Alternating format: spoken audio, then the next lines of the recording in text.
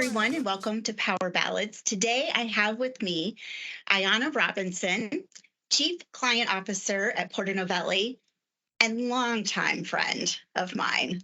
How long has it been, Ayana? Uh, More Definitely than 20 years. yeah, into 2 decades, isn't it? Wow, we have Hmm. gone through a lot together. And when I think about good power, which is really what this whole series is about, is exploring, right, good power. I think of you.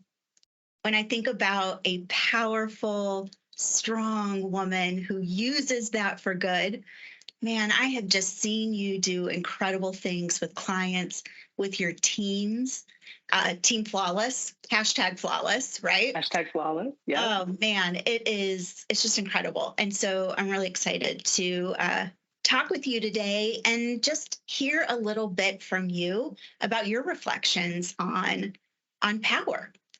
I think a lot of times we talk about power only in the negative sense. There's just too Hmm. many examples of people abusing and misusing power. But as I said, you are this woman that is so powerful. I guess let me first start to ask, do you see yourself that way? In some ways, no. I don't think about it that way. But then there are moments where I take time to listen to what people say in terms of the impact that I've had on them and the influence I've had on them.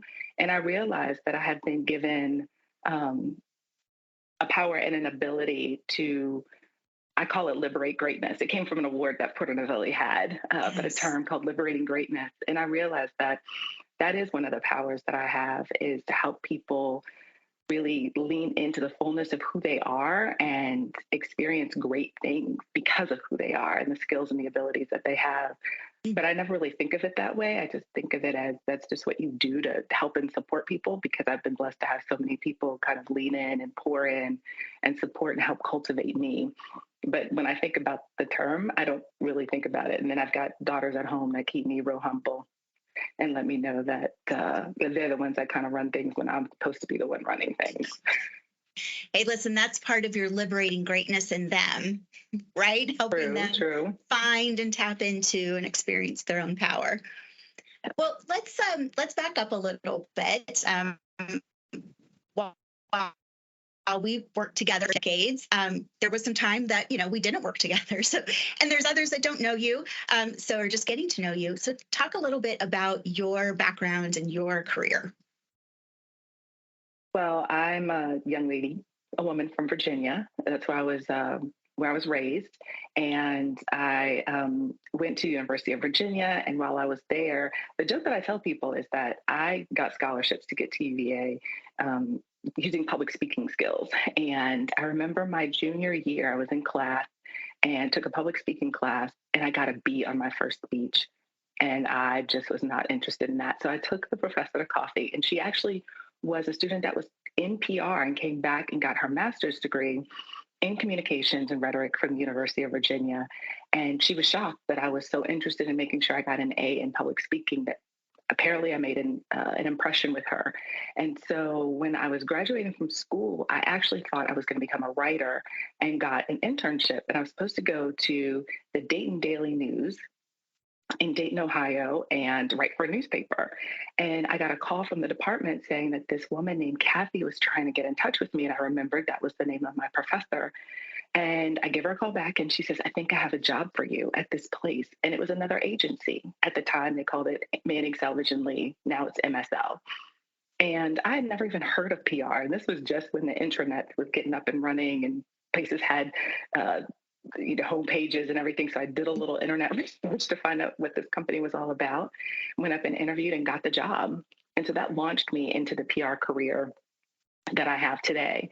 And what I loved is that he really took this incredible interest in developing not only my skills and abilities, but my professional maturity too.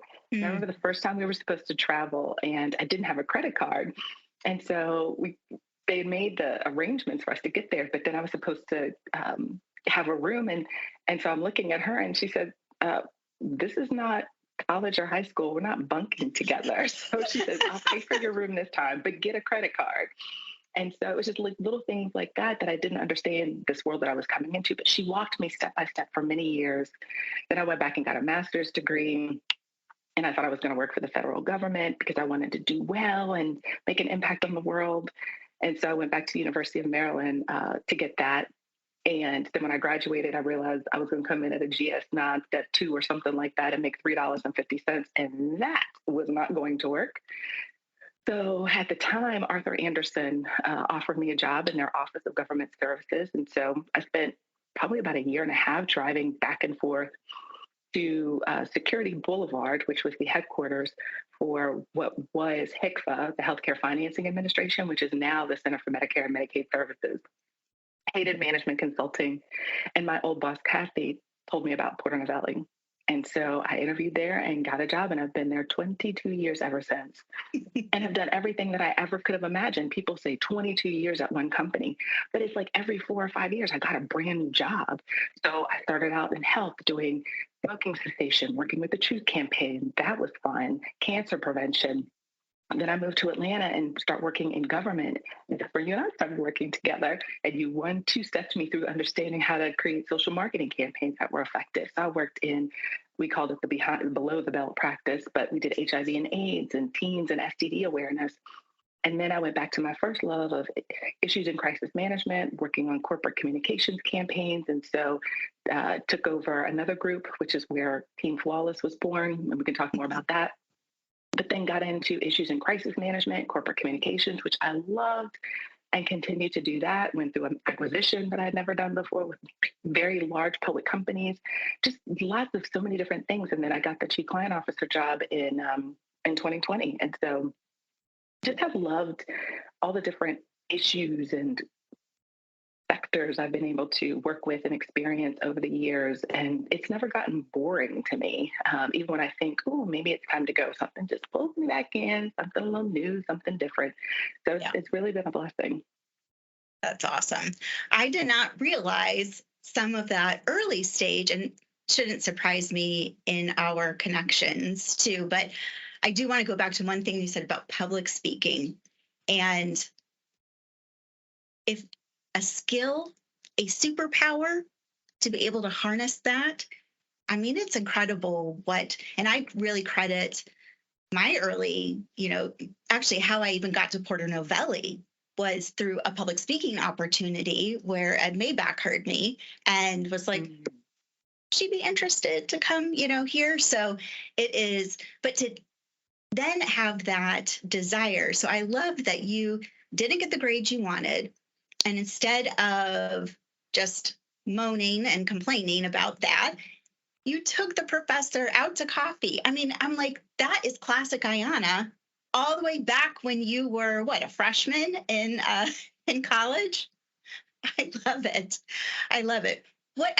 So that says to me the seeds of that superpower, right? That seeds, that desire to, because I hear curiosity and a desire for growth and excellence, right? Just all through your story. Where do you think the seeds of that kind of started or were formed? I think just the way that I was raised, my parents are amazing people. They're still alive and doing well and in Virginia, but they were always 2 people that required excellence. My mom was a school teacher. Mm-hmm. And so she taught 8th grade physics and chemistry. And lessons for her, to us, were never simple. I would ask her a question and her response would be, do you understand the laws of physics? No 2 things can occupy the same space. And it was dating advice. And so why can't you just say, Ayanna, you got too many boys hanging out? No, you're going to give me physics as the reason why I need to cut some of these, we call them strays, loose so I can find my husband one day because that's what I wanted. But she was very thoughtful in the guidance and advice and what she required of us in terms of academic excellence. My father was a 20-year Marine veteran, and he traveled the world during some of the most contentious military periods of the U.S. So he was in Vietnam, Cambodia, Laos, you name it, anywhere in Asia. He was a tactical specialist, so he saw hand-to-hand combat. And but he also understood and valued being a citizen of the world even then. And so he required us to read the newspaper, to listen to the news. And when he was home, he would sit down and ask us questions about what we read, what we learned that day. And we couldn't give him a light answer. It had to be Mhm. steeped in some sort of thoughtfulness. And he would push until he got what he wanted. And so, it just never made our dinner table conversations light. And I appreciated that because I continued to develop my critical thinking even at a young age. And I didn't even realize that's what he was doing for me. But they Mhm. taught me not to settle and to be ambitious and, to push and to be engaged. And so I think that's kind of where it started. I love that. I love that. And you know what I love too is knowing your family, knowing your husband, Elliot, and your wonderful daughters. I see you guys modeling that, right, with them. It's like there's no settling. they they should No. be strong, ambitious, young women. I know too that faith plays a big part of your life as well. And do you mind sharing just a little bit about sort of how, yeah, how your faith is shows up in your life, and how you kind of integrate that right across all the different parts of your life. I was raised in a house that went to church on Sunday. And even as I got older, you could go out and hang out with your friends on the weekends. You could even go and party on a Saturday night. But you must understand, be very clear that you are getting up and you will be at church on Sunday. And that created grounding for me. It centered me.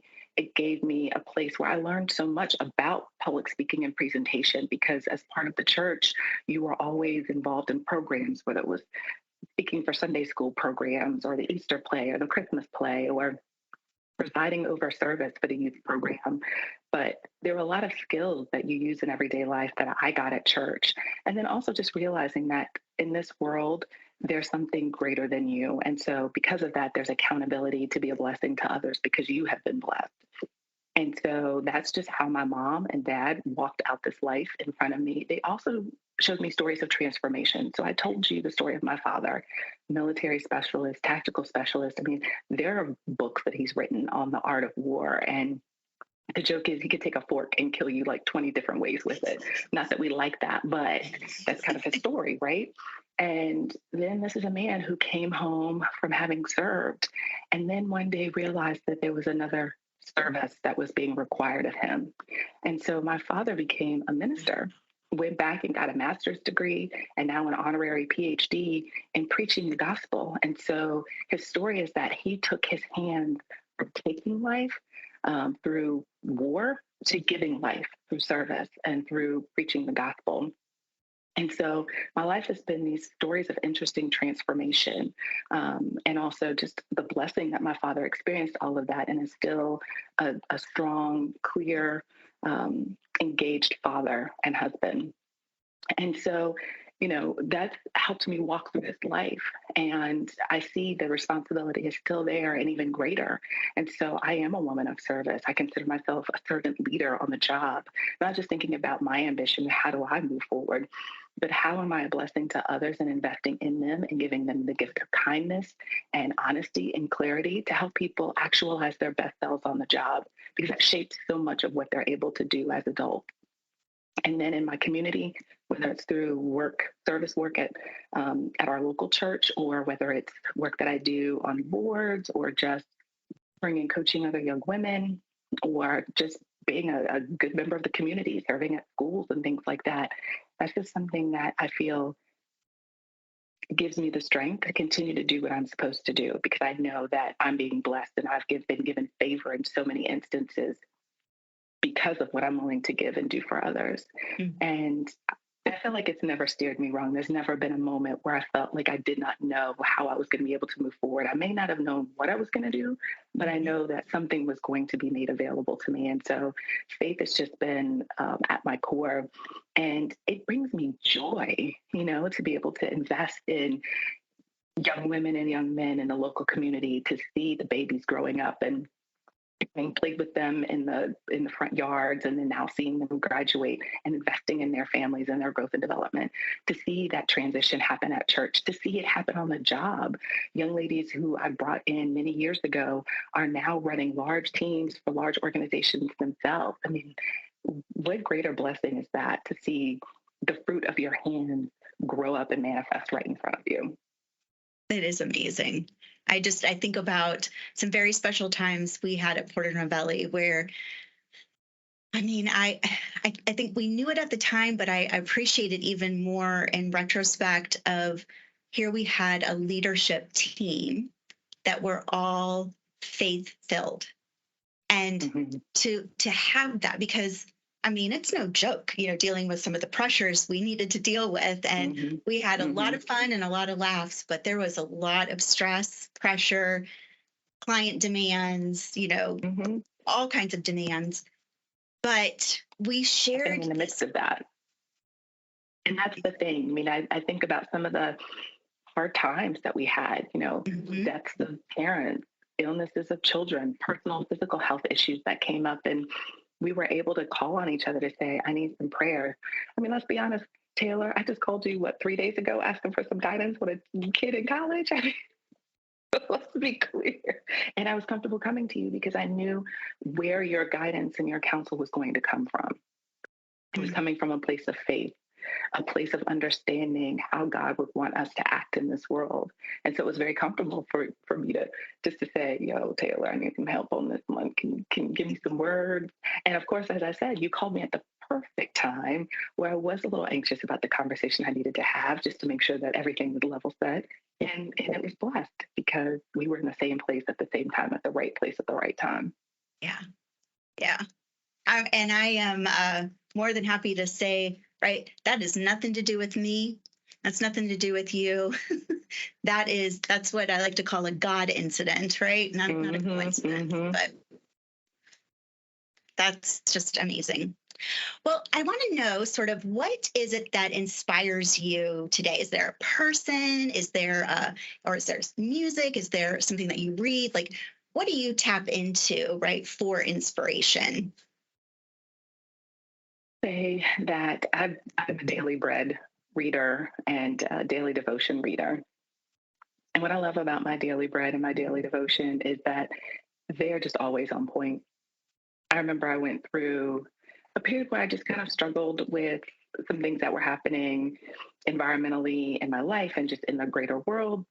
And I felt stuck. And and I felt as though the daily devotions that the Lord was sending to me were, and it wasn't like I was emailing the person who was writing these to say, this is my situation. Can you send me a little something, something? But they were on point day after day, week after week, month after month for probably a good 14 months between the two, if one focused on one area, one focused on another. And I was so grateful for those. And they just gave me just what I needed to start my day, to stay focused. And in those moments where I really was frustrated and struggling, I was able to reach out to a friend, who would speak words of life to me. And so I really say that a lot of what I get on a regular basis is the word, and being able to read that and be grounded for how I start the day. And so I'm grateful for that. And then, to be honest, another source of inspiration for me is my husband. His story is so interesting. When I met him, we were going to the same church, and he was a lawyer. And I thought, ooh, he's cute. He's a lawyer. I'm set. He's going to have some good earning potential because it's exciting. He's so smart. I mean, that's what I really appreciate about my husband. His name's Elliot, as you know. Elliot is, I think what captivated me about him is that he was probably the smartest person I'd ever met at that moment, just thoughtful and smart on so many different topics and areas and things. And he pushed me in ways that nobody ever really had outside of my parents. And, and so here was someone who was a lawyer, and then over time realized that he had a greater calling on his life. And so he went back to school and got a master's degree to become a pastor, a minister. And so he served at one of the churches that we were at. And then he was a full-time pastor for, I think, about 4 years, even during COVID. And then he took a sabbatical, and then he's now serving as an executive pastor at a church in Lithonia. And he's about to graduate in May with his doctorate degree. And this is a man who is constantly seeking knowledge. He's Mm. just unsatiable when it comes to that. And he's constantly reading and thinking and, asking himself questions and sometimes asking me questions about different topics. And conversations are thoughtful and engaging and funny because his wit is he's hilarious. But I find myself just inspired by someone who's always looking to grow and evolve, and so it's just been fun to be around because then that challenges me to also do the same. That's an amazing model for our daughters. I think you can start somewhere and realize that's not quite it. And it's okay to make the change. We're not spring chickens anymore, right? And so, even at this stage in our lives, to be able to say, no, this is where I'm supposed to be, and to pursue it relentlessly. Mm, absolutely. I love that. Again, it's back to that liberating greatness, right? And So the true. the commitment to growth and evolution, and yeah, it's amazing. It's amazing. All right. Well, I want to be mindful of your time because I know you are a very important public relations executive. Like, I always like to joke, right? Side note on that. It's PR, not ER, as you used to say. Except that we worked on health issues, so sometimes it did feel as serious as ER. But you know what? We never took seriously or too seriously ourselves. I think, sometimes I see the stereotypes of, PR executives and see some other, places too. And I think I never would have survived there. I'm so blessed. What I've always loved about you was that you had this irreverence about you, always still do. I'm not taking you too seriously, myself too seriously, or this too seriously. However, I will give you 100% of myself in this moment because you deserve that. But let's be clear about what's happening in this world. It ain't it. This is not it. You just feel like I'm just going to be who I am. And you're going to love me because I am who I am, and I will do great things in the space that you've given me to do great things. But other than that, we're good. Good. Yeah. What you see is what you get. What you get. It's not everyone's cup of tea. Few times I've run into maybe they're not going to love me. And okay, that's all right. That was growth for me. That's the thing. You've always been comfortable with that and just been on the mindset of, that may be the case, but I know where my impact is. And if it's not going to be here, then I'm okay understanding that as well. And I'll just take my gifts and talent where they need to show up. Thank you for and that. You've done it well. Thank you. All right, my friend, as we wind up, I want to hear about your power song. We were talking about it a little bit before, but tell me the name of your power song and who performs it and why you chose it. So my power song is Jill Scott's song Golden, and it's not a new song by Jill Scott. It's been around for a while, but it's really all about, the lyrics are living my life like it's golden. And it's all about taking my freedom and, how it leads you through the day. She takes her freedom, she puts it around her neck, and it guides her where she needs to go. There's a period where she's talking about, how she's taken her freedom. She's strumming it like a song, how it represents the God in her. And she hopes that he's proud of her. It talks about how she's holding on to her freedom. She said, I'll be high stepping and watching the joy unfold. I mean, it's when you listen to the lyrics of the song, it's about someone who's living in freedom and joy and happiness and how her life is golden. And when I think about, yes, I've been through things in my life and it's not always been rosy. I've been blessed. I have an amazing family, an amazing older brother who is also one of my best friends. I think about my marriage, been married 24 years this year and still madly in love with this man and think he is one of the hottest things walking this earth. And, I'm blessed that my parents are still alive, that I've had this amazing career. I've got these two gorgeous daughters who are strong, beautiful women who are grounded in the word and know who they are and whose they are. And then I can see the work of my hands in the earth. You know, Elliot used to always talk about how as Christians, we are God's hands and God's feet in this world. And so I see how the Lord has led me to different places to be a blessing to others and how I've been able to do that and how I've been poured into by people like you, friends and family at Porter Novelli, my family at home, and different people who didn't have a reason to pour into me, but felt compelled to do so. And so I feel like that is a golden life. And it's a life that I'm still very much living and excited to see where he's going to lead me to next. That is beautiful. And I can't think of a more powerful way to close. So thank you so much, Ayana, and all the best for you and your family. I can't wait till we talk soon. All right. Same. Take care. Right. Take care. Power. Good. Power. Good. Power. Good. Power. Good. Power. Good. Good. Power. Good. Power. Good. Power. Good.